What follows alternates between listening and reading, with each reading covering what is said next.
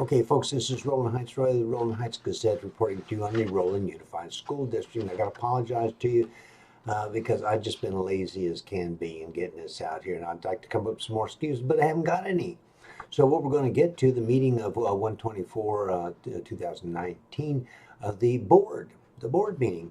And one of the primary issues there was the ALCAP, that's the Local Controlled Accountability Plan, where you the constituents get to put your 2 bits in on how you think the school district should be spending its money. And we had one of the persons in charge of that giving us a very enlightening situation. And something that she used, a word that David Malkin of the board says, hey, that is just a buzzword. Why are you using that? Transparency. You got to see it when you look at it. Transparency. Okay. Also, David Malkin notes that must get community involved, and that a lot of whether the community, all the persons in the community, whether they have children or not, because guess what?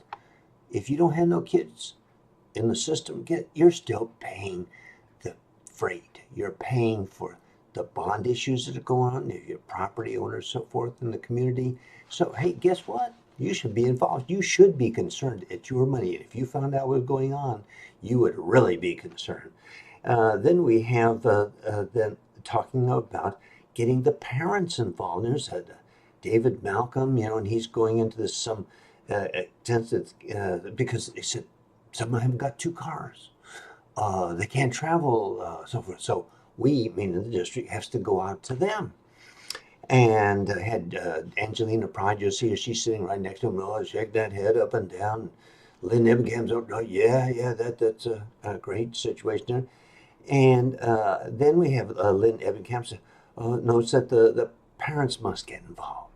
We've got to get those parents involved. And then Chen, he chimes in, got to get the parents involved.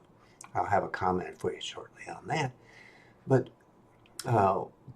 the parents' public comments came up, and we had Roy Humphreys. What Roy Humphreys has to say? What better could it be? I'll just let you listen to it. We have that. Then we have William Harrison. Oh my God! You have got to. Why did it take so long for him to come to the realization? But that is. What's important is he has arrived on the scene, and he has a level of credibility, having been a 40-year teacher in the trenches, if you will. But the troubling aspect we have here, he wants to go behind closed doors. What the heck is this about? Behind closed doors. This is public education. It's your school district. It's your money. Behind closed doors. Why do you have the Brown Act? What's this all about? Hey, it's supposed to be out there. It's supposed to be something for the entire district. Why is it not? Oh, and who's it? Alex Flores, assistant superintendent. We have nothing to hide. Whoa, what is this all about? And so, William Harrison, get out there and stand up, put it all out there, lay it out. And they should have a study session and just let him lay it all out there for the people. And if it's embarrassing, they should be embarrassed. I don't even want to talk about it, okay? And he also mentioned, hey, see that guy over there? That was me behind the camera, by the way. Essentially, your treatment of that guy is shabby. It's unprofessional. And 80% of the time, he's right. And guess what? William, I think it's more like 90%, okay? Then we have Shay Lohman up there, and the same old thing. And it's embarrassing in this day and age, unsafe schools. And listen to what William Harrison says about that. And then we have the audit report, Nigril. I'm not going to even go there, okay? But they didn't have copies available. I've got to go online and see if they have copies available for the public. Because if they're not available, how can the public address them during this presentation? You have to wait for the next meeting. And then later we have Angelina Pride when they're having a comment section about when they want to give their comments to the board members, usually at the end. Hey, look, there's nobody here. They're commenting. What are we making these comments about? So there was this discussion about moving that comment section to the beginning of the meeting instead of at the end, or have at the beginning and the end, because a person like myself and William Harrison come up and say something. Hey, maybe we want to comment on it. Okay? So this 5 minutes of a pre-log on here, get into the meeting and listen to what the other people have to say. Okay, guys, thank you. Bye. Oh, God. There's no water, there's only coffee.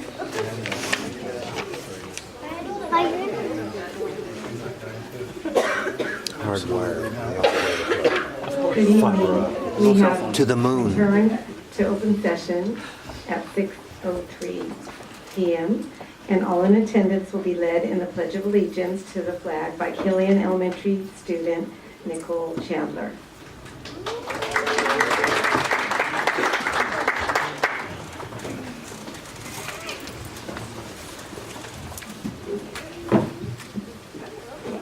Please stand. Put your right hand over your heart. Ready, begin. I pledge allegiance to the flag of the United States of America and to the republic for which it stands, one nation, under God, indivisible, with liberty and justice for all. Are you consent, man? You can sit here. Oh, there's only one seat up there. Do you mind? You can sit behind him, no? You sure? You want to charge your phone, don't you? Now I understand that. Thank you. Where are you? Right up there.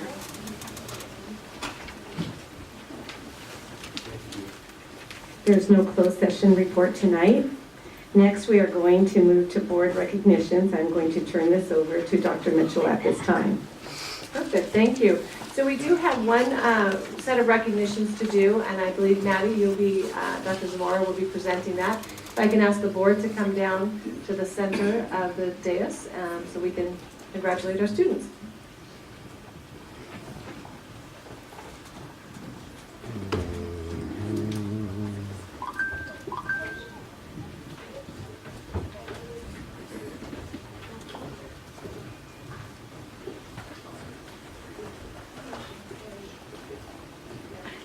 Thank you. Tonight we are recognizing the Trellises Academy Echo Challenge. The Lexus Echo Challenge is a national STEM competition for students in grades 6 through 12. The competition gets students involved in project-based learning, teamwork, and skill building as they identify an environmental issue that affects their community by using their critical thinking and research skills to develop a solution and report on the results by way of an action plan. The group, the Big Green Titans, identified littering as their environmental issue and created a plan with ways to collect, recycle plastic bottles in the community. Not only did they come out on top at the competition, the group was also awarded $3,000 to continue STEM projects at their schools. On behalf of the Board of Education, please join me in congratulating teacher Michelle Zoe and Principal Johann Schmidt and the Big Green Titans on their accomplishments. And our Tracy Campos Garcia, Juan Mejia, Samara Alonso, and Cynthia Ayala. Let's give them a hand.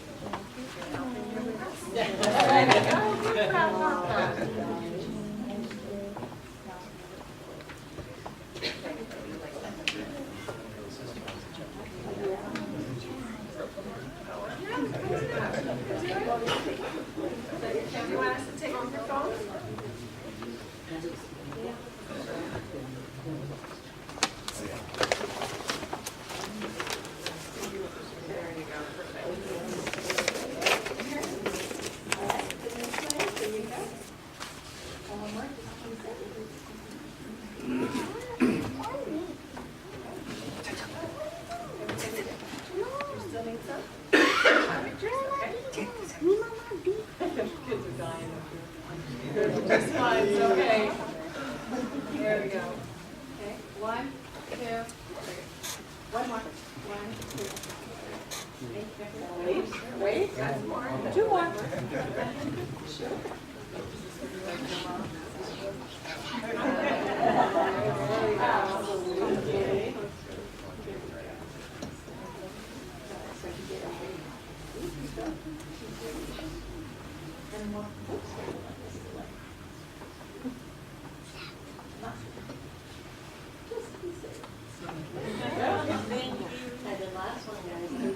There's one more mom behind you. Oh, sorry. Oh. Go ahead.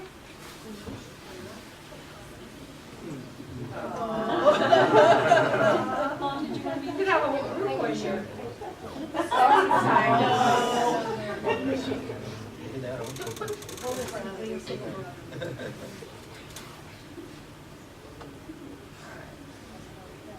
All right, last question.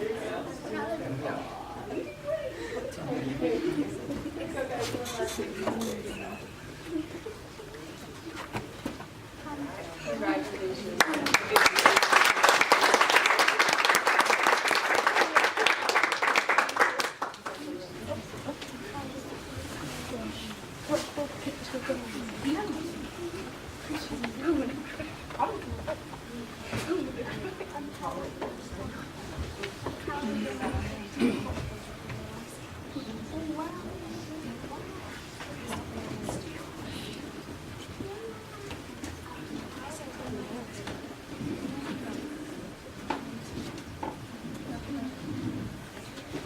I would like to thank and recognize the Killian Elementary students, parents, staff, and community members for providing the professional at tonight's board meeting. Reports, Ms. Magana, Killian Elementary principal, along with teachers, Ms. Sanchez and Ms. Aranda, will provide a brief report highlighting what is going on at their organization.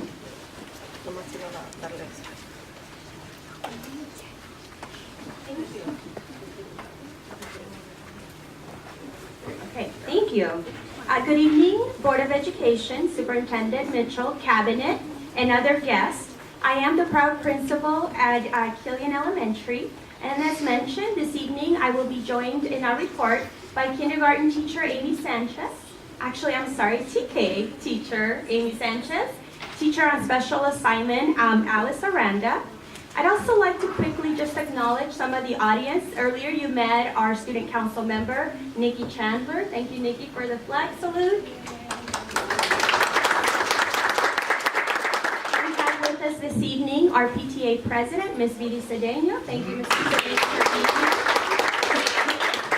And I see a lot of very friendly faces in the front, so I really would like to acknowledge all of the Killian faculty that's here this evening. If I can ask you to just take a real quick stand up so that we can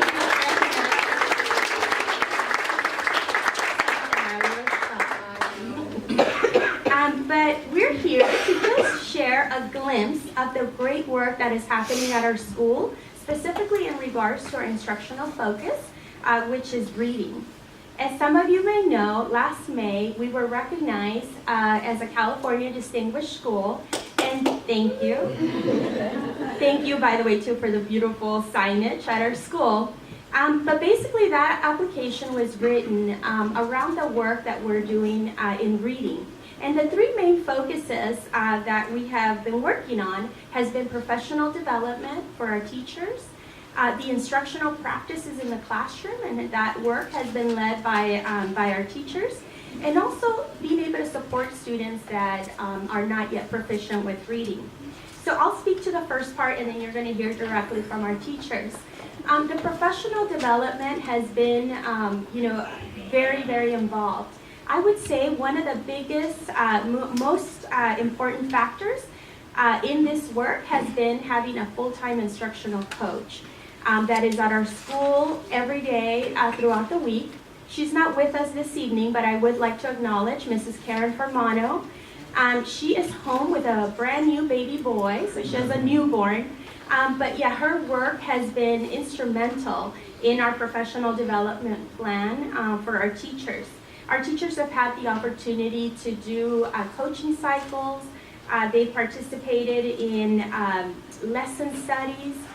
We've conducted visits and observations both within our school, within our grade levels, but also schools in Roland and even outside of Roland. So we've had lots of opportunities to explore that. One of our most recent work that we're doing has been in partnership with Northern Elementary and a partnership with Teachers College from New York City, where they've sent staff developers who have worked with our teachers extensively. So that work continues, and we continue to grow in really learning about the best practices and being able to provide that for our staff, for our students. What I'd like to do is invite Ms. Sanchez to talk a little bit about the instruction. She is in the classroom every day with a room full of wonderful TK students. So Ms. Sanchez.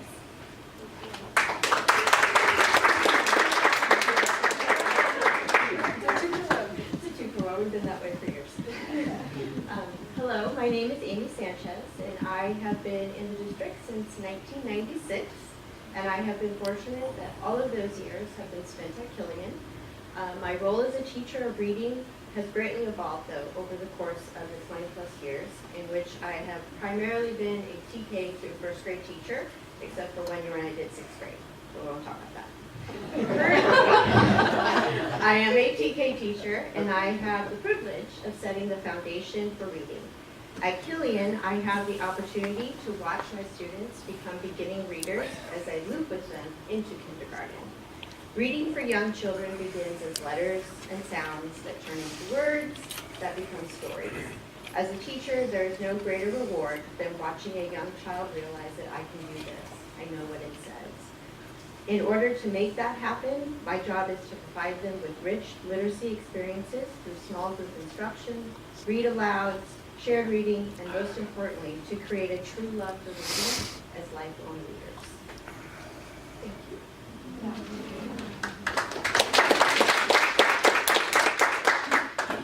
Hi, my name is Alice Aranda. I'm actually a product of the Roland Unified School District. I started kindergarten at La Seda Elementary, and then went all the way up and graduated from Nogales High School.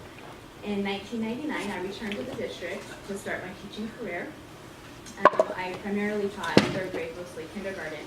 And 5 years ago, I was asked to step outside of the classroom and into a TOSA position where my responsibilities would be to address the needs of struggling readers. In these 5 years, I've developed a program that addresses the needs of these readers. Using different assessment tools, I screen students to identify appropriate candidates for this program. Once the students are identified, they're placed into groups, and I meet with kids aged or grades 1st through 6th, and we work on basic foundational skills, so like phonics, phonetic awareness, fluency, and reading comprehension.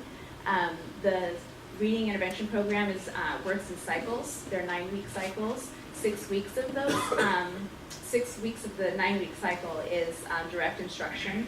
And during that time, I do a lot of progress monitoring to make sure that growth is documented. The 2 weeks before and after are used to benchmark. So we have all of this data that we can use to place students appropriately at the end of the cycle. So if a student tests out of the program, they just return to the regular classroom and are supported by teachers, small groups. And that allows other students to come into the program. So we're meeting a lot of different students throughout the year. If students haven't yet mastered those skills, then they just repeat another cycle. We just continue to work on skills until those skills are met. I am very passionate about this reading intervention program, and I know that because we're able to provide this additional support, we're providing all students at Killian an opportunity to feel successful as readers.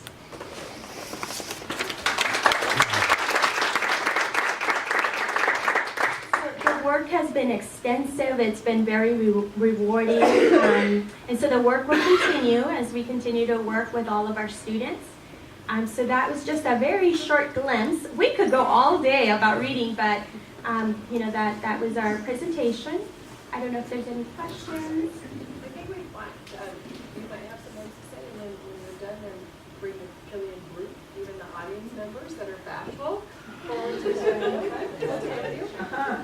On behalf of the board, just want to say thank you so much for learning all about what's going on. I know there's a lot more, but what you highlighted was excellent, and we really appreciate everything you said, all of you. Thank you.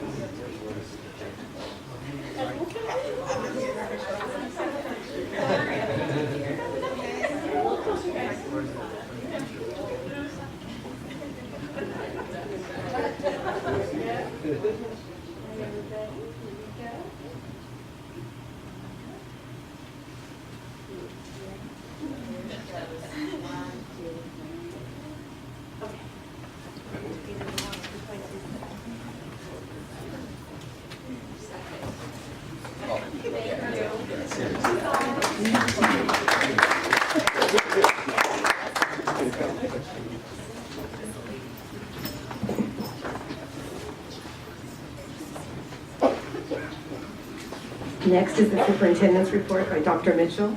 Perfect, thank you. So we're excited to invite the community to our biggest event of the year, or one of our biggest events of the year. It's the Roland Unified Showcase event, which is Saturday, February 2nd at the Roland Heights Community Center. It'll take place from 10 a.m. to 1 p.m. And this event showcases all of our schools and signature programs under one roof.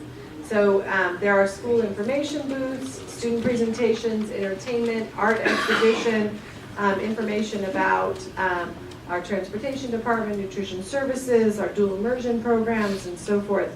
And it's when our community can begin to learn more about our district and starts registration for the 1920 school year.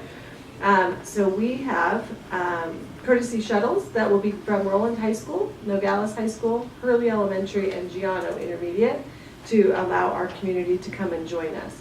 So this event kicks off registration and enrollment for the 2019-2020 school year. Priority enrollment is from February 4th to March 4th. However, those who are at the showcase have the opportunity to register that day at the event. Our dual immersion Spanish and Chinese programs are also taking registrations starting on February 4th.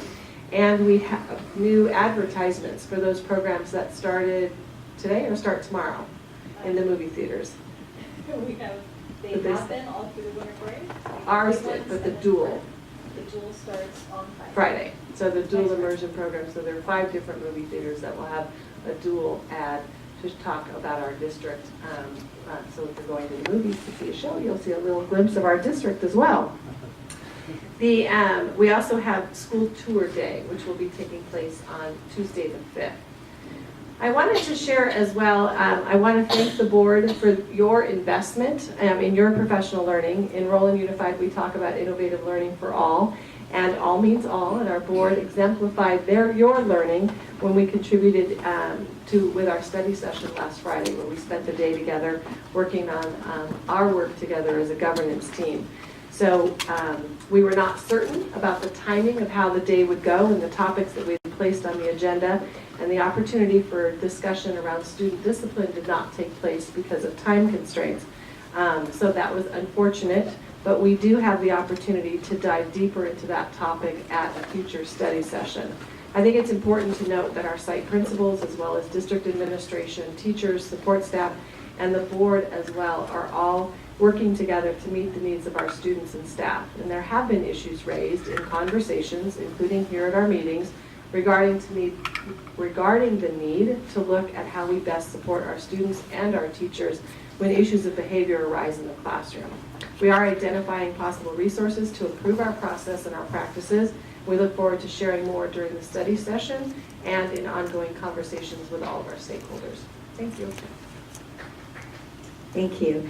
Next, we will move on to the Student Board Representatives Report, which is one of our exciting things that the board loves hearing from you. We will start with a report from Felipe de la Cruz, ASB Vice President from Santana High School.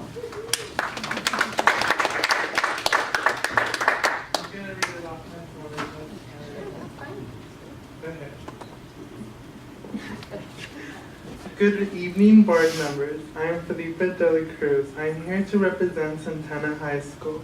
At Santana, everyone is excited about our new counselor, Ms. Orozco. We have 2 counselors in the school, which benefits the students because it's twice the help. Students who are seniors are working hard so they can graduate in spring earlier.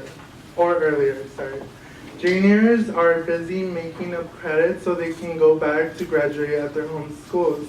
We are thankful to the Board of Education for allowing us to partner up with the company Windtree Education to bring robotics to Santana High School. We are also excited about Roland Unified Showcase, where we will be able to showcase what Santana High School is about.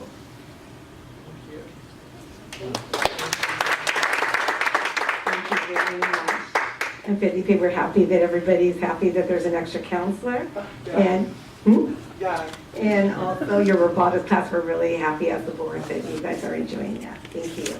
Okay, next we will receive a report from Johanna Lopez, ASB 11th grade president from Nogales High School.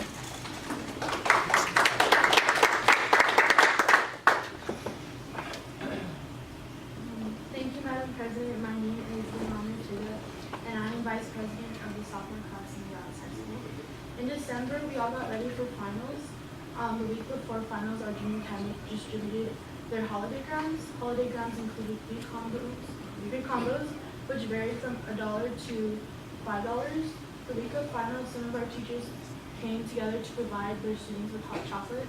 It was a great way to end off the year. On our week back, we prepared for the Renaissance Rally, which will take place this Friday. The theme for the rally is Greek mythology. Throughout the week, our school has participated in Spirit Week. Tuesday was Greek lettering or college student day. Wednesday was Greek mythology day, where the students dressed up as a Greek god or goddess. Today was Olympic Day, where students wear Olympic gear. Yesterday, Nogales hosted the annual symposium where schools from the region came together to learn the real meaning of leadership. Students were received by our ASB and an awesome speaker. They all then enjoyed pizza and the dance party. On January 28th, we will be hosting Special Olympics basketball game at 9 a.m., which you all are invited. We are off to an amazing start of the semester at the best high school in America. Go Nobles!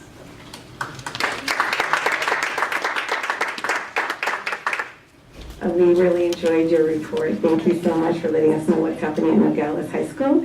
And now Emily Birch, ASB Speaker of the House from Roland High School, will provide her report next.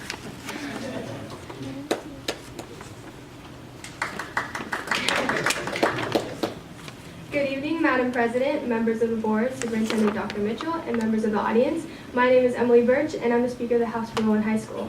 I apologize for my dress. I just returned from an away game playing against San Dimas. Since the last meeting, Roland has been on winter break. However, our students and faculty have remained active in the community. Throughout the break, our winter sports practiced diligently and competed in games. On Friday, the 18th, Roland held their annual winter sports rally and Renaissance revealing. This gave the winter sports a chance to promote the end of their season and also compete in a little game afterwards. For Renaissance this year, our theme is Harry Potter. We will take the students on a journey of Harry learning to be a thinker, communicator, and contributor. Overall, it grabbed everyone's attention and they really enjoyed it. Our Renaissance Assembly will be Friday, February 22nd, which is designed to recognize our students for their academic excellence in the first semester. On Friday, the 25th, seniors will be having their January event called Jam in January. Seniors will be given free McChickens from McDonald's. Next week, we'll have our annual dodgeball tournament. Here, we'll have 16 teams of 20 that can battle off in the gym at lunch to see who's the best. The winner of this tournament will play the teachers in the teachers match on February 1st. Wednesday, the 30th, Roland will be hosting their second annual open house called Ready, Set, Roland. This is from 6 to 8. It's open to everyone in the community and is an opportunity for them to see what Roland High School is all about. Students and staff from a variety of clubs and activities will be able to present and show off how amazing our school is, even using the construction and new buildings as an attraction. Speaking of our new buildings, Roland is over the moon with our brand new ASB office, front office, and library. We can't wait to have our grand opening of these new buildings in the near future, and we hope we can all see you there. In addition, on February 4th, ASB applications are going out for the 2019-2020 school year. This means the student leaders on campus are going to be running for positions, counting my own. I can assure you each candidate will all try to make the future year better than the last and always want to improve the school one step at a time. With a new batch of students leading the school leads new ideas. On February 6th, our school will have our signing day. Student Ruby Fernandez will be signing to continue her education and soccer career at Azusa Pacific University. On Monday, February 11th, we'll be having our Senior Responsibilities Assembly where we'll go over all the important information for the remainder of the year, including graduation, grad night, and prom. Lastly, from February 11th through 15th, we'll have our Random Acts of Kindness Week to ensure everyone on campus feels a little bit more special. In all, Roland students are continuing to show off their ability of being thinkers, communicators, and contributors. Thank you and have a great night. Thank you, Emily. On behalf of the board, we just want to say thank you so much. You're always so thorough when you do your reports, and we learn so much about Roland High School. Thank you. Next, we will have a staff report, so I will turn it over to Dr. Mitchell at this time. Perfect. Well, as Emily shared, there's lots of things that are happening as it relates to Roland High School and our other student speakers about everything that's happening now and preparing for next year. In our Ed Services Department, much is the same, is that we are looking at our LCAP process. So January starts the beginning of really analyzing our current year LCAP and planning to build next year's LCAP. So Dr. Zamora is going to share with you just a bit about the background and the timeline for our LCAP. Thank you. Tonight we'd like to share with you the overview of the revision process for our Local Control and Accountability Plan, also known as the LCAP. So why LCAP? The LCAP is a plan that reflects a district's programmatic and budgetary priorities. LCAP provides a framework around the 8 state priorities for the district. Our LCAP also provides a plan and process that ensures stakeholder input, provides accountability, and addresses the needs of our students. So on this page, you see the 8 state priorities: student achievement, student engagement, parental involvement, implementation of the core state standards, other student outcomes, basic services, course access, and school climate. Here is a flowchart that indicates how we gather stakeholder feedback, and stakeholder feedback includes our students, teachers, parents, and community to ensure that we have their thoughts as we move forward to create actions and ensure that our students are achieving and we implement our entire plan. We reflect on the progress of our annual plan, and we also include the changes and the actions for the following year. In this case, it would be the 2019-2020 school year. On this page, where it says 2019 stakeholder feedback, we designate how we gather input from not only students, but also parents, community, and staff. This year, we're excited to say that we have a student survey, which is new for our 5th through 12th grade students. We're also doing our focus groups, which were wildly successful last year, and that'll happen at 10 of our schools. And you see here the schools. It would be at Nogales, Roland High School, Santana, Alvarado, Giano, Oswald, Telesis, Ibarra, Hurley, and Northam. We also take advantage of the district's committees that already exist to ensure that we are getting input from the various stakeholder groups in the community. And many of those obviously represent our parents. The annual report. Why should we do the annual report? So in the annual report, we must indicate our accomplishments, the impact of the actions we took, what should be continued, we did not complete. We are given the opportunity to explain why we didn't complete that action, or if we decided that there was an action that needed to be deleted and something else in its place, we would need to indicate why we decided to do that. And again, we modify and update the plan for the following school year. The LCFF local funding formula indicators are included in the plan, which are the academic indicators, progress towards English proficiency for our English learners, graduation rate, college and career readiness, suspension rate, chronic absenteeism, and local indicators. As you know, our local goals for Roland Unified are very well aligned to the state priorities, and those are reflected here. I just have them here. I know we all live by these goals. So our goal 1 is academic achievement for all students. Again, all means all. College and career readiness, 21st century skills. Communicate and collaborate across the school district and across all stakeholders. Fiscal responsibility and facilities. Student and staff safety and wellness, and leadership development. On the next page, we have an outline of how we're moving forward. So this year, today, we have an overview of the process. We do have a board study workshop session that will be determined. The date will be determined, and we will address the 6 goals that we have in place and our accomplishments. Again, our actions taken for those goals. We have also community parent input in different parent council meetings, our DLAC meetings, open community meetings. This year we added a second community meeting at Alvarado. The date is to be determined, but we do have the date for March 5th at Nogales, so we believe it will be immediately following that one. On the next one, again, the dates that we will be distributing the student survey, focus groups.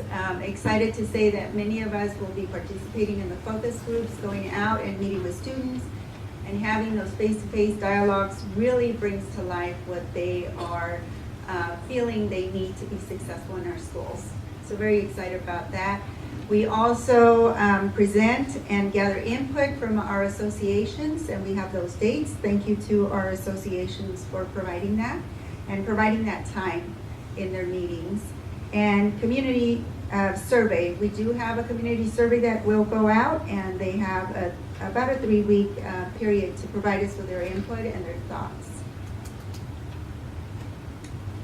And here again, another list of dates.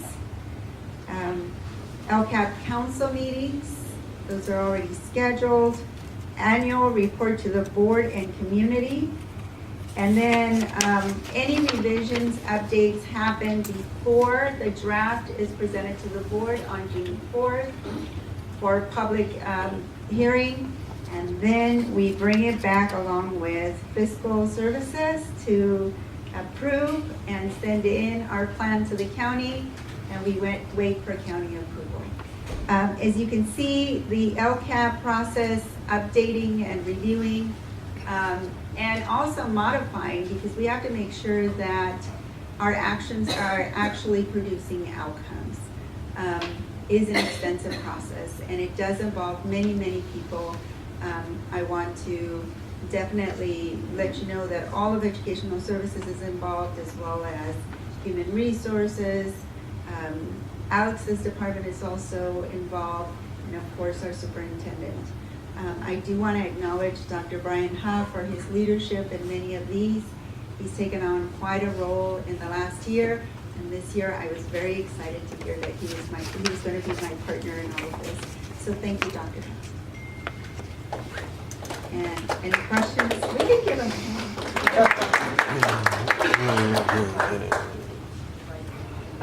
One of the things we're definitely going to do is revise our community survey. I understand that there are some concerns with how the questions are phrased. We want to make sure that our community is able to feel like the survey is transparent, and also that the questions are relevant to their needs. So we will update that community survey. have a few. On the survey, I'm glad to hear that it's being revised. I had some concerns about that last year, and one of the concerns I had is that we want community input from the entire community. And last year, if you didn't have a child in the district, there was very few questions that one could answer because it dealt with, how is your child dealing with, or how are you dealing with, as if you had a child in the district. And I think we need input from all people, whether they have a child in the district or not, as to how they want their schools to be functioning. The other thing is, parent involvement, I think, is absolutely critical on this. And we need to have as many community meetings as possible, especially in the areas where a lot of families don't have 2 cars, so they can't travel from one location to another for a community meeting. So if we can meet them in their community, I think it's better. It doesn't have to be a long meeting, but just to be able to meet them in their community, I think is very helpful. I see you have Alvarado as one of the schools, and I'm thinking in Nogales, and I'm thinking of Hurley, Northam, Villa Corda. Those people can't really travel that far, and especially at night if they have 1 car. So we can have meetings at a time convenient to them and their work schedule. I think would be helpful. Okay. And the last one is, I think the survey, we need to be very careful on using terms like LCAP, LCFF, and DCAP, and whatever, and DCAP, and whatever else you have. Because education has a language of its own. It does. And when you start reading questions and you start seeing these acronyms, you have no idea what they mean. So if we can keep the questions, don't have compounded questions, and keep out the educational jargon, I think we get a better response on it. And keep the survey short. More isn't necessarily better. I remember last year I got quite tired halfway through the survey. So I'll be looking forward to seeing the new survey. Thank you. We're looking to have it be kitchen table talk, so that it feels like they're talking to a friend and they're giving their input in ways that contributes to the school district.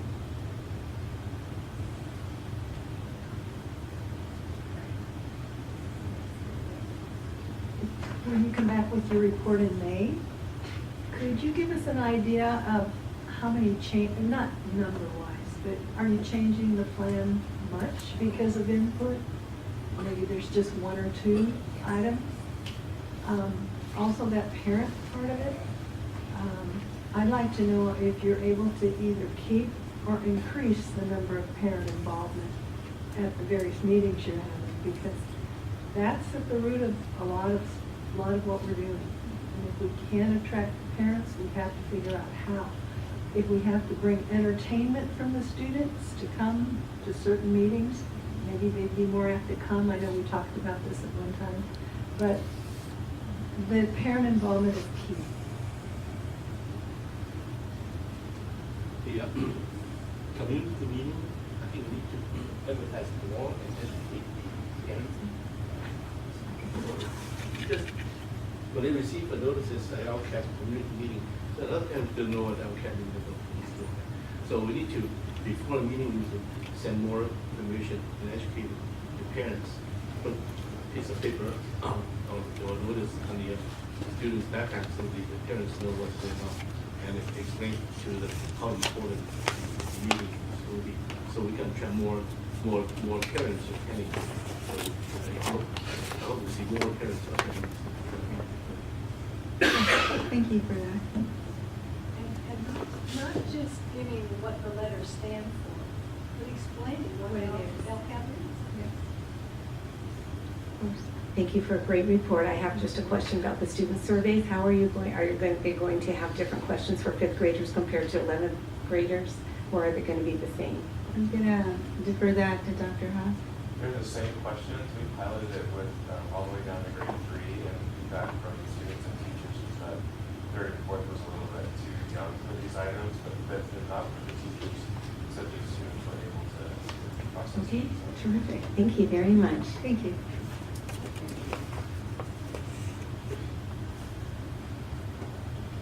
Next, public comments. Dr. Mitchell, are there any comments this evening? Okay, remarks are limited to 3 minutes unless extended further or limited by vote of the board. A maximum of 20 minutes unless extended by the board is allocated for each subject discussed. Ordinarily, board members will not respond to presentations and no action can be taken. However, the board may give direction to staff following a presentation. Roy Humphreys.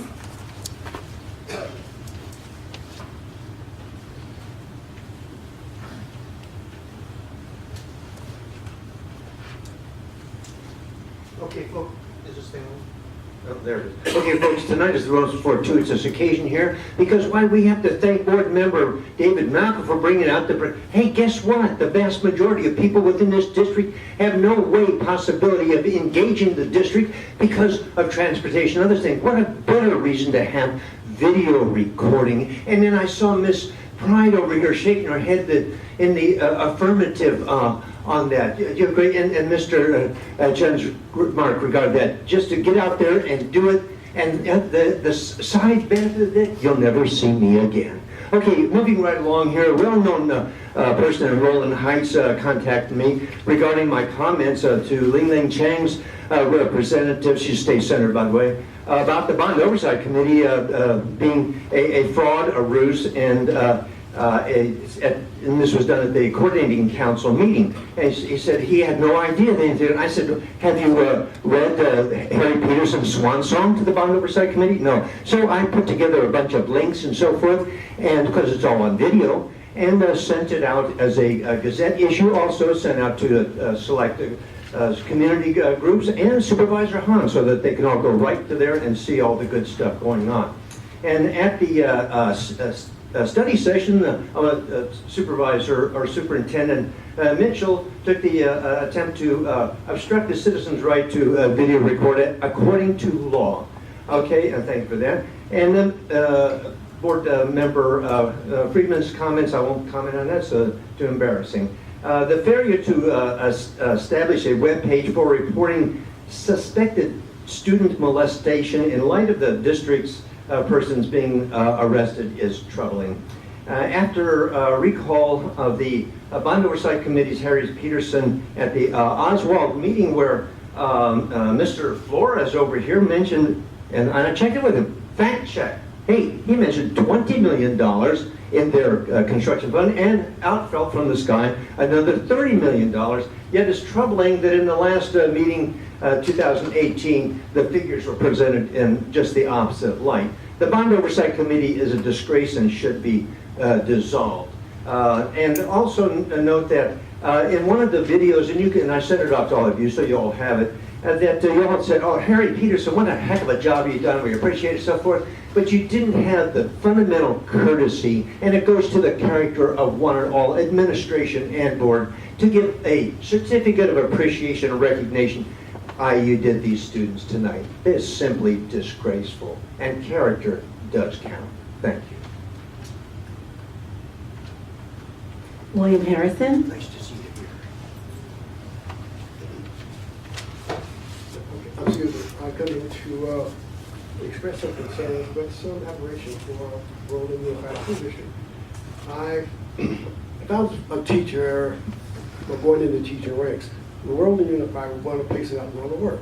For example, outstanding programs. They have Abbott, they have Nogales Tech, they have STEM, they have robotics, they have vocational, they have 12 to 15 AP classes, have a world-known marching band, they have numerous outstanding teachers, have strong administrators, they have new schools, outstanding AV equipment. The list goes on. It gives an outstanding, a great environment for a new teacher. However, some of the problems that we do have, I'm not going to address because I think we better address if someone would contact me and behind closed doors we can discuss these issues. But I will discuss the issue with Oswald and community participation. Now, Mr. Flores is in charge of Oswald, and the Oswald School is built in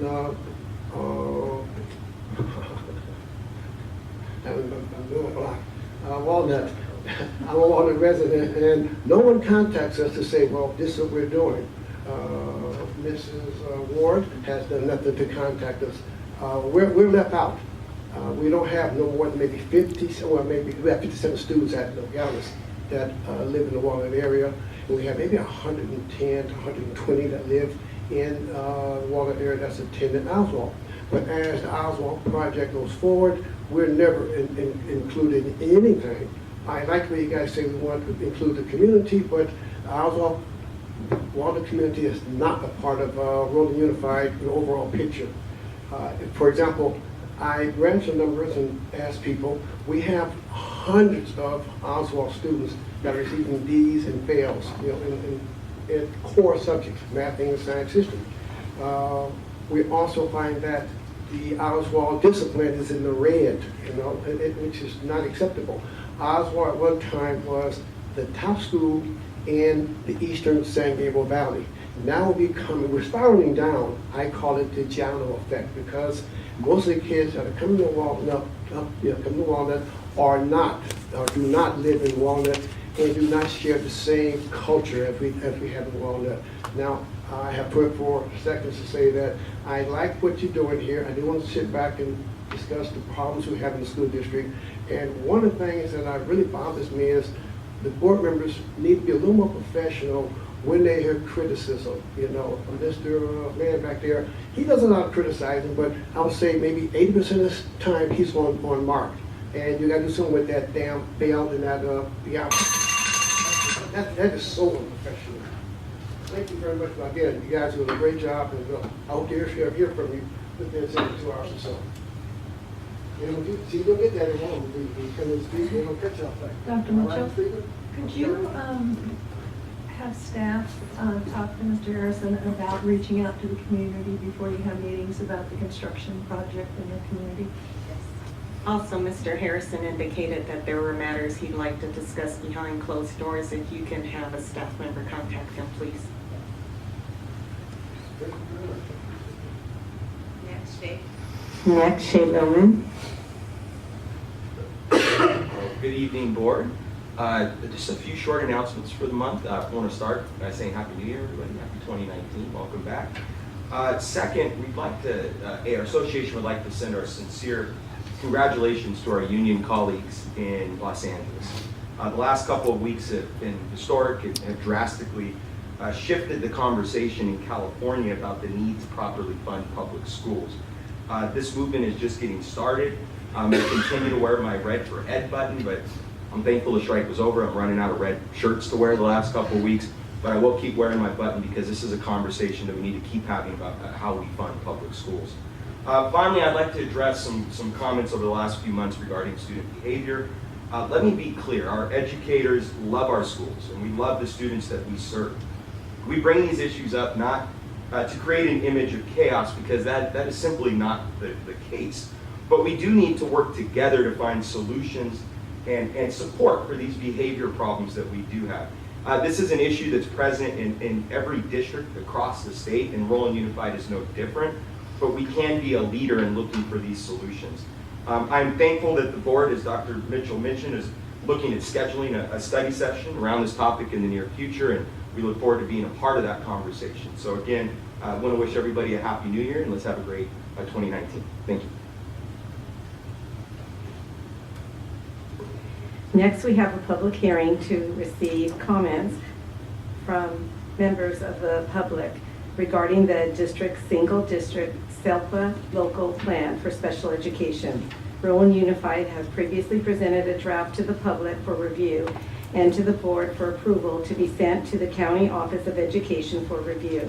The county office has returned the document, and the public now has the opportunity to provide any additional or new input on the proposal to become a single district special education local plan area to serve our students with special needs. Any member of the public who would like to provide comments on the single district SELPA local plan is invited to do so during this public hearing. Public hearing is opened at 6:52 p.m.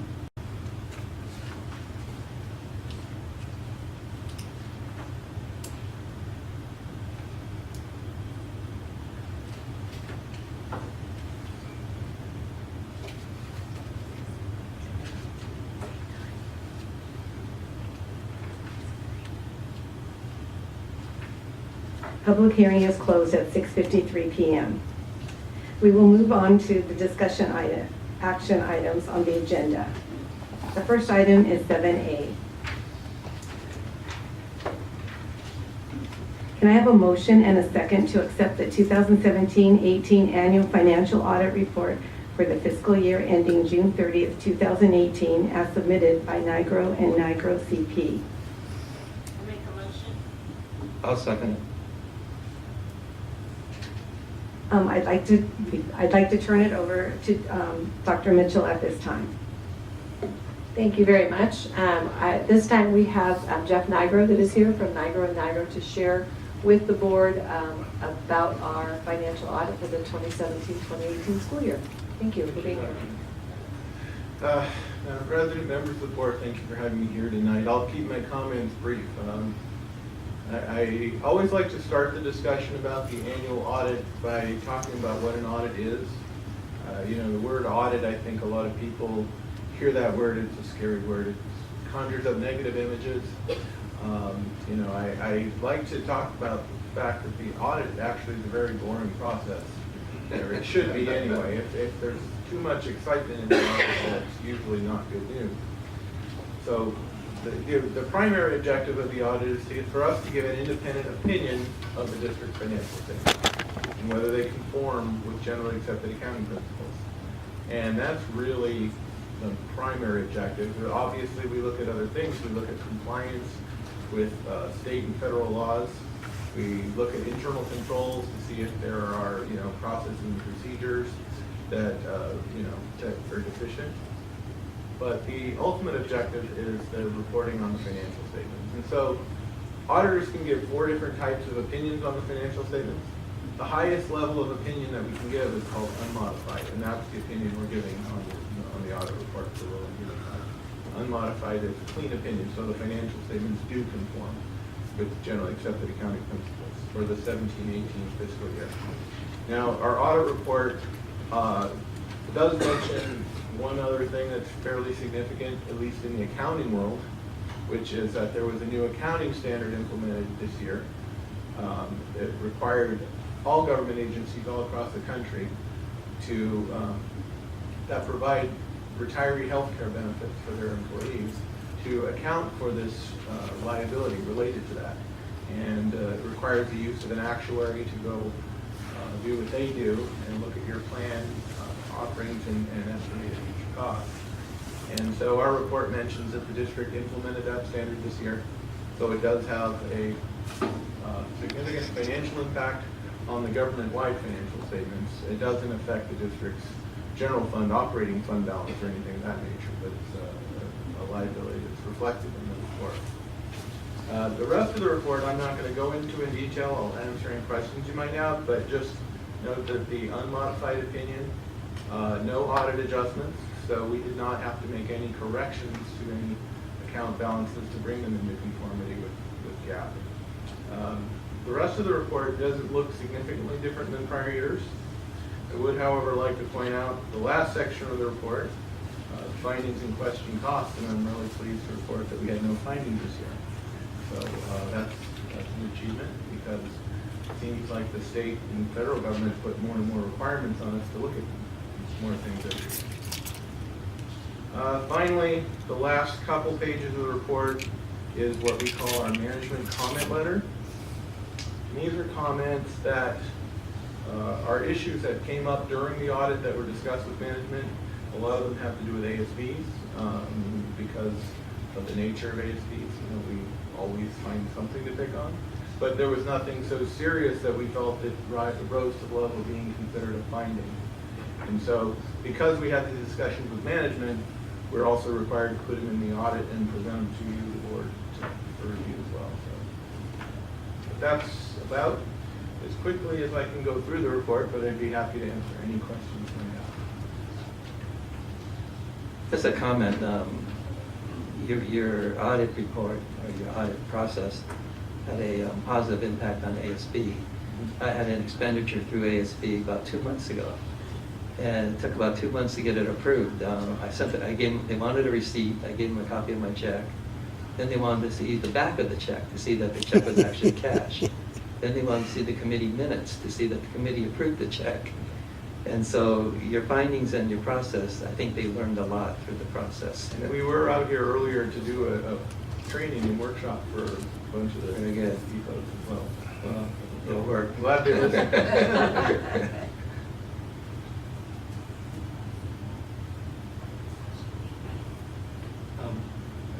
One of the pages is list of the assets of the district, land, improvement, and you couldn't, how to get those numbers, and you couldn't pass.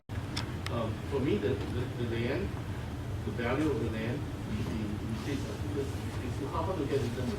Yeah, I should point out, and I try not to get into too much boring accounting stuff here, but the capital assets that are reported in the financial statements, generally accepted accounting principles require that we report on historical costs only. There's no reporting of current values.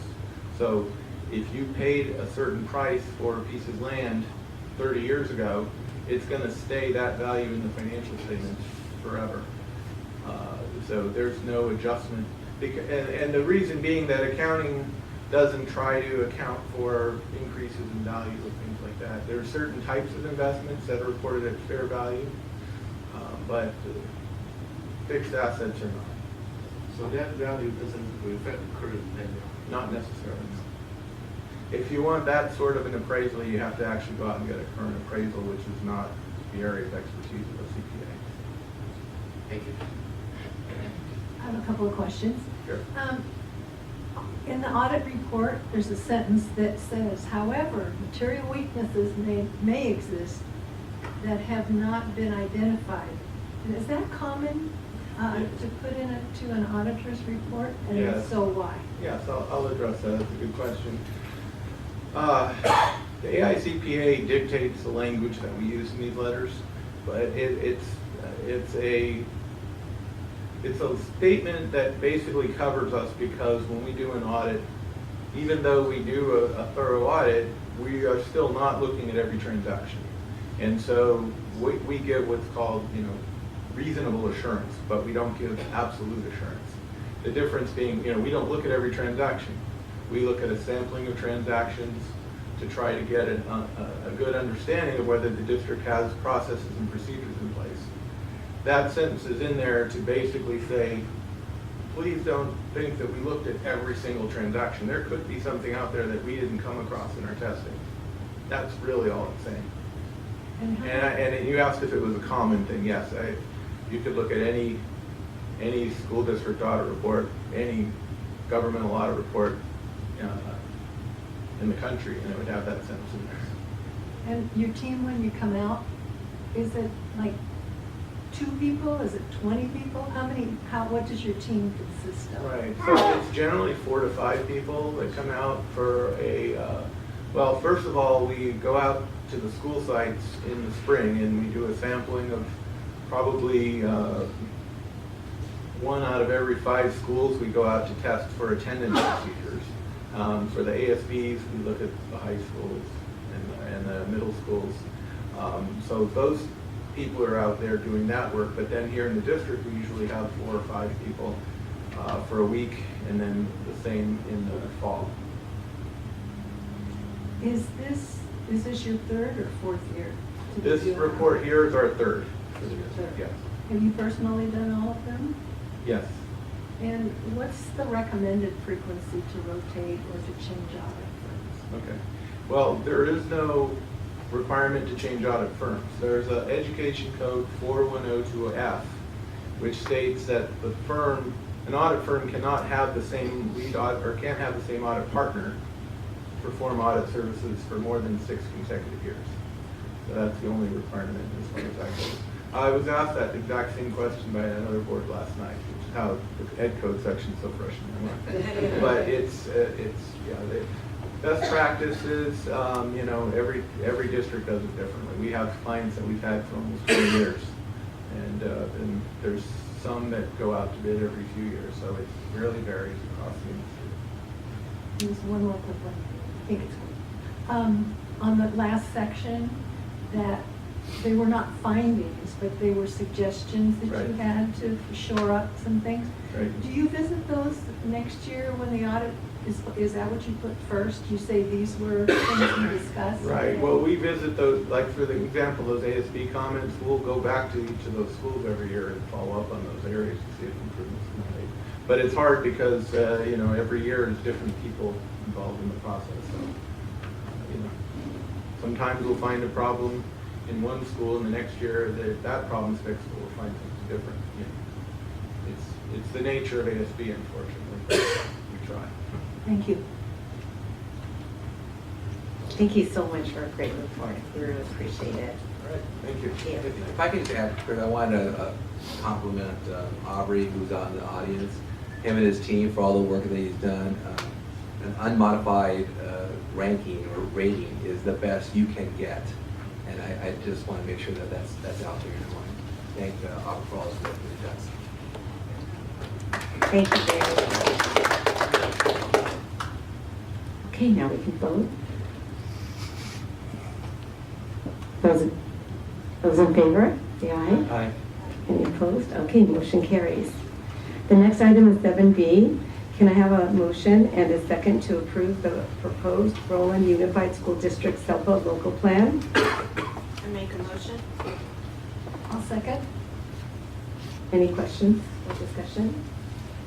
Okay, all in favor, say aye. Aye. Any opposed? Motion carries. The next item is 7C. Can I have a motion and a second to approve the 2017-18 school accountability report cards for all schools in the Roland Unified School District as required by the Every Student Succeeds Act? I move to accept. Second. Are there any questions or discussion? Okay, all in favor? Aye. Any opposed? Motion carries. The next item is 7D. Can I have a motion and a second to approve the amendment to the La Puente Valley Regional Occupational Program Joint Board Agreement, Section 8, disposition of property and funds? I make a motion. I'll second. Are there any questions or discussion? Just a statement on this one is that I do want to thank Mr. Flores for the work that he's doing with the ROP as we go through this process. I think that it's going very smoothly. In our ROP meeting, Superintendent Howing indicated that it is going smoothly, and he appreciates the participation that the CBOs are putting in. I want to agree with Angelina. We hear so many good things about the work that you're doing together as a big team, and it really helps ROP with everything. So thank you, Mr. Flores. Okay, those in favor, say aye. Aye. Any opposed? Motion carries. The next item is 7E. Can I have a motion and a second to approve the change in standard business mileage reimbursement from the current rate of 0.545 cents a mile to the new federal rate of 58 cents a mile, effective January 1st, 2019? I make a motion. Second. Are there any questions or discussion? All in favor? Aye. Aye. Any opposed? Motion carries. The next item is 7F. Can I have a motion and a second to approve Governor's Handbook? Move. I second. Are there any questions or discussion? Those in favor? Aye. Aye. Yeah, opposed? Motion carries. The next item is 7G. Are there any questions or discussions?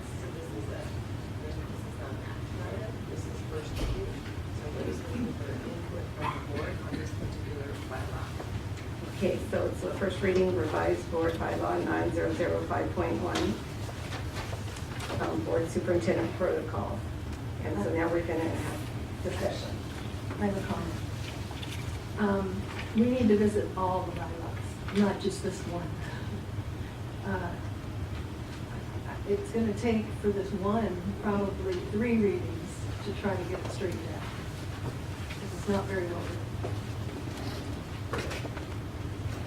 Is it the pleasure of the board that this item be brought back for an additional first reading with the other items corrected? The interest in bringing this forward was looking at the board comments section. Currently, our board comments come at the end of the meeting, and there was an interest by the board to potentially, or to at least have a conversation about moving when those board comments would be, and so it's proposed in this reading that they'd be moved towards the beginning of the meeting. But you're correct, Ms. Ebenkamp, there are lots of things in here that now with the adoption of our handbook would revise some of these pieces that are here.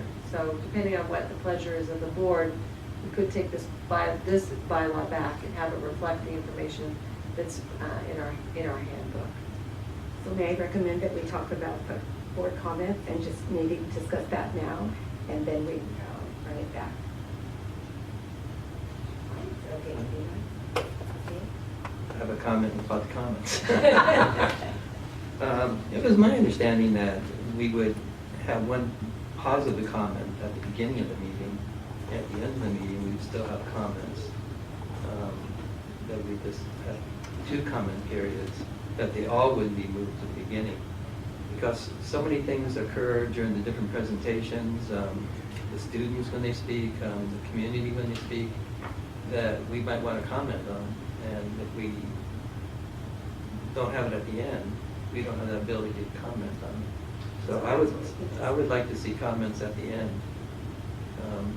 I have no problem having a comment period at the beginning where we talk about a positive thing. I still like to have my comments at the end. Others, Lynne? There are pros and cons to both. Part of the pros to having them early is that we have an audience. The cons are that, we're kind of boring the students and, maybe some of them don't care. My suggestion, rather than changing the bylaws often, let's say we decide we want to give our comments at the beginning of the meeting. It would be around the discussion items. Maybe the next board wants to change the bylaws again, and they want to take it back to the end. Could we leave it open-ended, that it's up to the discretion of the board each year to decide if they want their comments made at the beginning of the meeting or at the end? And I think to clarify what I heard in our discussion the other day about 2 comments, is that the board comments, we talked about moving to the beginning, but comments about the speakers right after they speak, we were letting the president make her comments to speak for the board. Thank you, madam, that type of thing. So I'm open to however the board wants to do it, but I think we could leave it open so that the board could decide each year. In regards to that, in our handbook on page 19, under board comments, we recognize that comments are primarily for the benefit of the board. So the same board's here at the beginning of the meeting, that's here at the end of the meeting. If we're doing comments for the audience, then that's something different.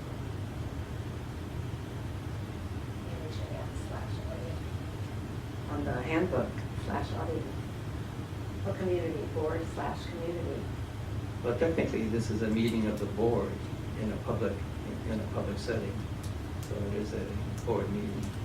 We discussed that.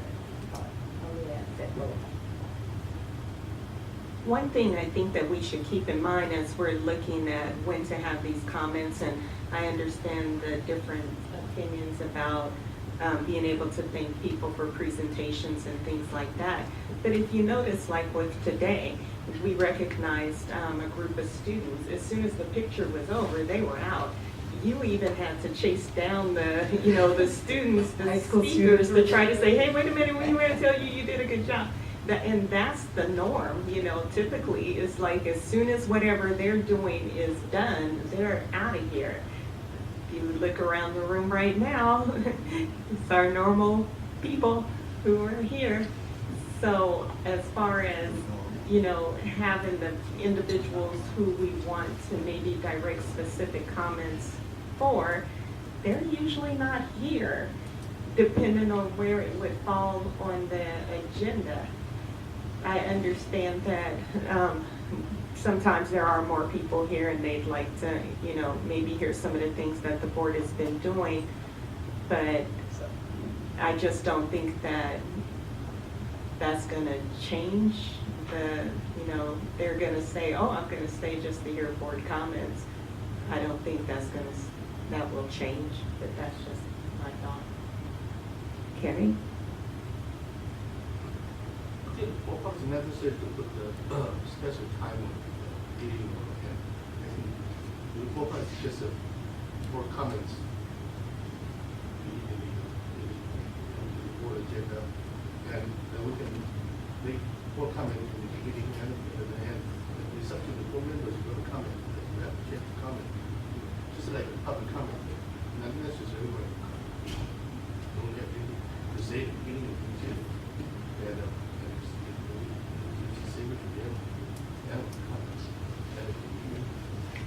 So you're saying at beginning and end, just like David. So two people for that, and you two? I don't want both. We have two that don't want both, and two that do. And, First reading, I guess we come back. yeah, but for this subject, we could decide just for our board for this year, and then like you said, next year, if we don't like it. Would you be objected to doing it at the beginning? Only? I would. I wouldn't object, but I prefer to have it at the end. If it gets worked out better, we tried it both ways for a while, and number one, it really didn't make much difference. And number two, I just think it's better to give your report, tell the other board members what you've been doing and what your thoughts are. And for me, it doesn't matter whether it's at the beginning or the end. I just only want one time. Only one that. Could we have comments that the board member can decide to do it in the morning, first, or in the evening, for instance? Cary might want to do his first, and then Lynne could do hers at the end and have two places for comments. Let me just add one more thing, is that sometimes on the consent items, you know, I might have a comment about the consent item, and rather than pulling the item, I'll just make a comment about it. Now, if I do that, I'll be making a comment about an item that hasn't been discussed yet. So will that encourage us to, or myself, to pull more consent items as a result of that? I don't know. Would you rather say that at the end? Yeah, just make a comment at the end rather than pull the consent item.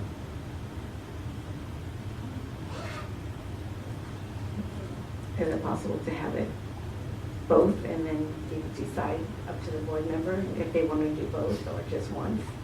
I don't think you can have an agenda and have it both. It's got to be a set agenda and see if it's going to be at the beginning or it's going to be. But on the agenda, if you have board comments like before discussion items and board comments at the end, then people that want to say board comments at the beginning can, like for 1 minute, positive things, and then at the end, everybody else, or no? So if we, whatever our actions are going to be in a meeting would need to be on the agenda. Right. So if it's the interest of the board, we would have to place board comments at the beginning and a section for board comments at the end. You'd have to have it in both places on the agenda. I just don't see a purpose for having board comments twice. I think that as board president, that whoever's sitting in that chair can do just what you did tonight by acknowledging, you acknowledge Killian on behalf of the board and thank them on behalf of the board. You acknowledge the student reps on behalf of the board and thank them on behalf of the board. I don't think that each one of us needs to say, oh, thank you, Santana, oh, thank you, Nogales, oh, thank you. I think that's... I don't think we're talking about that. Well, even with the school presentations, I think that the board president, you know, saying on behalf of the board, right, we that they decided that. appreciate Now it. this is just our own comments. Right, like but you're still asking for 2 comment sections. Mm-hmm. So then, if that's not the purpose of the second one, what's the purpose of the second one? He would like to go over like the consent items rather than at the beginning, at the end. and then at the beginning say positive things. The first time we talk would be positive, the way I've said other boards do this. But they say like, they talk about positive things at the beginning and the end, they may come up with other things. They can't say the positive things at the end. I guess they could, but they want other people to be in the audience to hear them. But that's what I said before, is that everybody leaves as soon as their part is over, so the chances of having an audience that's going to be here to hear the comments, whether they're at the beginning or the end, I don't think it's going to materialize. That's just based upon what I see looking out into the audience each month. Ms. Friedman, could you pull the board and see where we stand on it? Just one by one. It's 2-2, I know. Okay. Cary, how do you feel? Both. Both. Once. When? I prefer the end. End. Once at the end. Once at the end. What happened? Change your vote. I didn't change my vote. I was just saying that's what I thought was discussed at the meeting. Yeah. It was. That there would be two, but if we're going to have it only once, I mean, if we're going to only have one option, then I say. No, but we're voting on 2 or 1 right now. Yeah, I say one at the end. What happened? Oh my goodness. It's not Okay. appropriate. Okay, sorry. Oh, no problem. Okay, so I guess that we're going to keep it as it is. That one, and then we're going to bring this back to discuss some other things or changes. Okay, so just clarification for myself, the idea about board comments will leave the way it's currently written without a change, but there is an interest, let me ask that as a question. Is there an interest of the board that I bring back this bylaw with some changes that reflect the discussion that is in our handbook to update and modernize this bylaw? Sure. Yeah. One more time, to just make sure it doesn't disagree. Okay. So we'll revise and we'll bring it back for first reading in a future meeting. Correct? Yeah. Right. Got it. I shouldn't have said that. Okay, the next item is 7H. Can I have a motion and a second to adopt resolution SO181906 proclaiming February 2019 as Career and Technical Education Month? I move. Second. All in favor? Aye. Aye. Any opposed? Okay, it carries. Motion carries. The next item is 7E.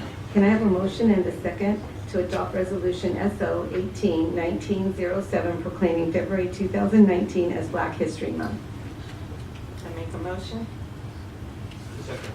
Are there any questions or discussion? Those in favor, say aye. Aye. Any opposed? Aye. Motion carries. The next item is 7J.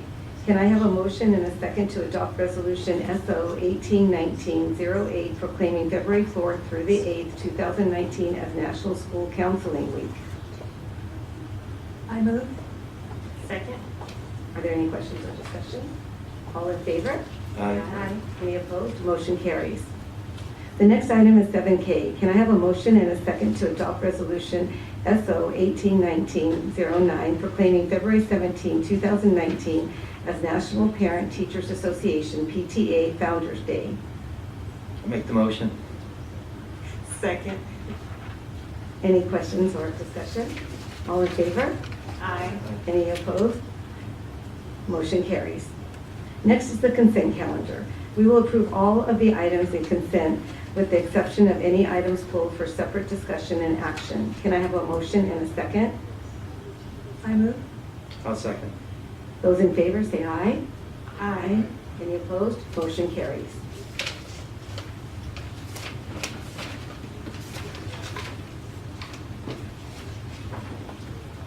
We are now at the conference section for board member comments. We will start with Lynne this evening. First up. Okay. This week, I had a wonderful event that I attended at Giano on Tuesday. It was a careers presentation where we had a group of whoever wanted to come, see what was going on at Giano for the careers. And it was something I would love to share with the whole board at a future meeting, but it included stations, and I think there were 13 different careers.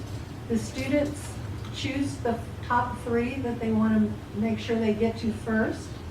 And the process is that eventually they go through all of them. And this is a fabulous way to get these kids exposed to careers that maybe they haven't even heard of. And probably the best part of it is that we did it right, because we already had the high school careers program, and now we have a middle school program that feeds into that. So I want to compliment anybody who had something to do with starting that at Giano. I know there's already one at Alvarado, but please go out and visit your local middle schools to see what they're doing. These students are so engaged, and it was kind of jaw-dropping. We dropped in on these kids and asked them questions, and they answered our questions. They weren't shy. They each had a little, not a file cabinet, kind of like a file cabinet with drawers. And depending on what their module was, they had all the equipment in there. They took it out. They were so careful to put everything back correctly that, anyway, you're going to have to see it to believe it. But that was the highlight of my week. Great, thank you. Angelina? A couple of things. One of the events that I attended this month was the Los Angeles County School Trustee Association meeting, also known as LACSTA. I'm the board representative at that meeting. And this month they had a phenomenal speaker from the City of Hope, and they have a program that they're expanding where they're trying to promote minority students and young girls to go into STEM occupations. So they'll be doing workshops at the City of Hope, and they'll also be going out to school districts and training teachers on how to do some experiments so that the kids can get interested and excited about science. But the thing that made this one so special was that they actually start at kindergarten. So most programs like this you see, they're usually just for high school or just for middle school, but they said no, they said we want to catch them early and get them excited about things. So I'm really excited about this program. More information will be forthcoming on how we can get involved, and I will be sharing that with Dr. Mitchell when it does come in. One of the other events was the CSBA, the California School Board Association budget meeting, which was very informative. We have, Mr. Flores does a good job of explaining things to us too, but it can never hurt to get more than one perspective and hear things more than once. So that was a very informative training. I also want to comment on our study session that we had, was it last Friday? It was last Friday, huh? Yeah. Last Friday. That's right. Yeah. I'm all confused with the date, Monday holiday still. The study session that we had last Friday, and this is to my fellow board members. One of the things, just like this evening when we were talking about the moving the comments thing, as we went through our board evaluation process, we all didn't agree on every topic, and we didn't agree on how things should be done necessarily. But the one thing that I enjoy about being part of this board is that we're all very respectful for one another, and that even if we don't agree, we can all just voice our opinions and no one gets upset, and we come to a decision and we move forward, which makes our work so much easier and so much better to handle. And I really, really want to just thank my fellow board members that we do have that relationship, and I hope that that's something that we can always work on maintaining. And then finally, I just want to give a shout out to the Nogales Nobles Cheer Squad, who have had 2 competitions this month where they placed first in their competition, and they also took their division as well, and they will be moving forward to nationals.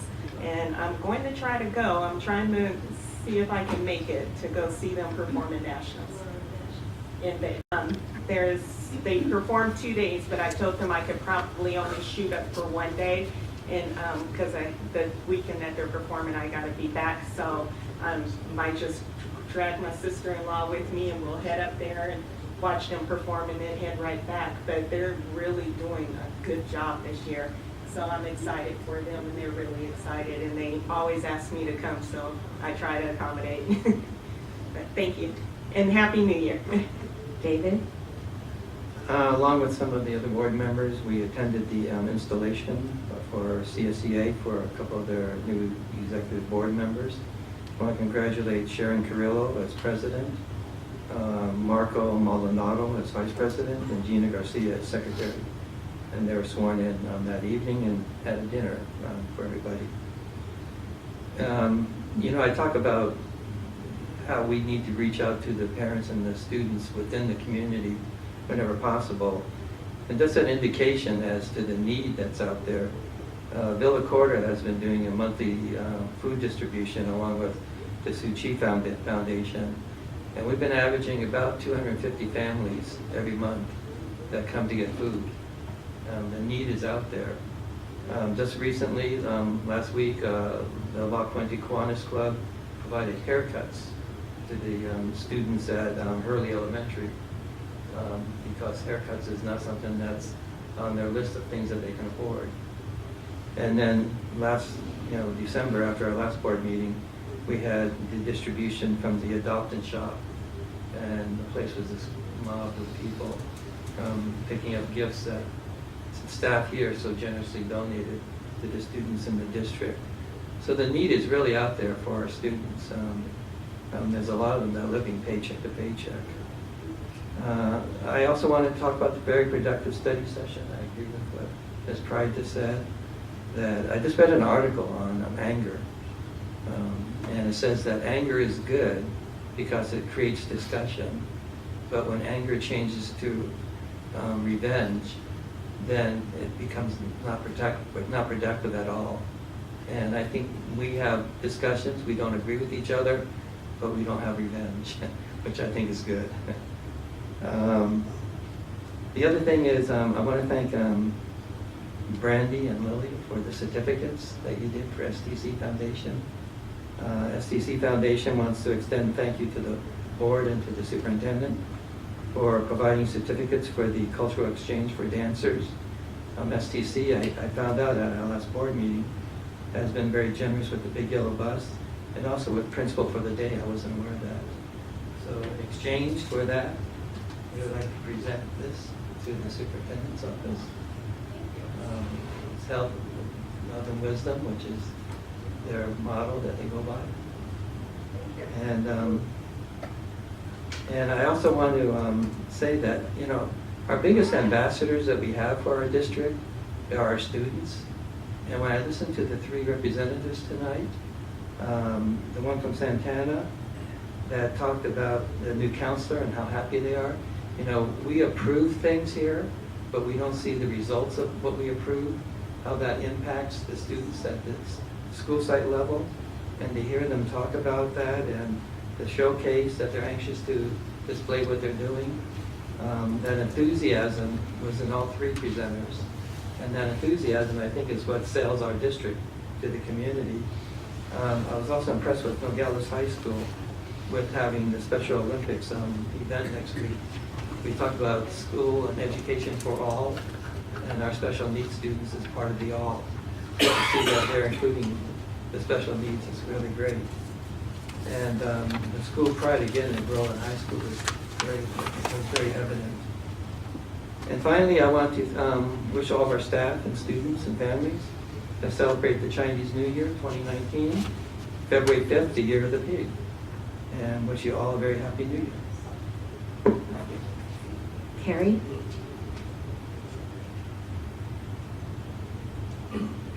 Again, the school spotlight provided a lot of information, and I want to thank Karen and two teachers, Sanchez and for their very informative presentation.